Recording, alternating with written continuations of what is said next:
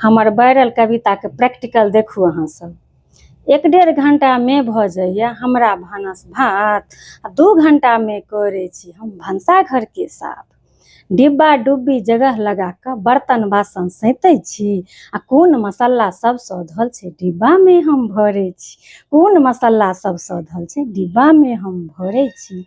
पूजा घर बेडरूम सरियाबैत झाड़ू पोछा करे छी, बीच बीच में एक टांग पर सभक टहल करे छी। परैस के खायब तऽ दूर जाय, कियो पानि लऽ कऽ नहि पीबै छै, आ कियो थारी से बाहर करत, आ कियो परसन मांगे छै। कपड़ा लत्ता खिचबै रखबै सब पहिरै ला मांगे छै, आ जेना हम रोबोट रहिए तहिना सब बुझै छै। फोन पर गप करैत देख कऽ सभक खून जरै छै, आ काज कोनो रुकल रहै छै नहि, हमर खुशी नहि देखल जाइ छै, हमर खुशी नहि देखल जाइ छै। खायल अन्न नहि पचऽ दै छै, घिरनी जकाँ नचबै छै, आ तखन सब इएह कहै छै घरमे एते भानस छोड़ि कऽ दोसर कोन काजे होइ छै, दोसर कोन काजे होइ छै। हमर दिन तऽ अहिना बितैया, अहाँ सब अपन बतायब।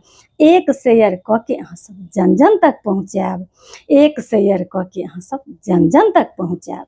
तऽ सही बात छै, हमरा सबके भानस भात करैसँ बेसी समय साफ सुथरामे लगैया, और ई रोजके काज रहैया, देख सकै छी।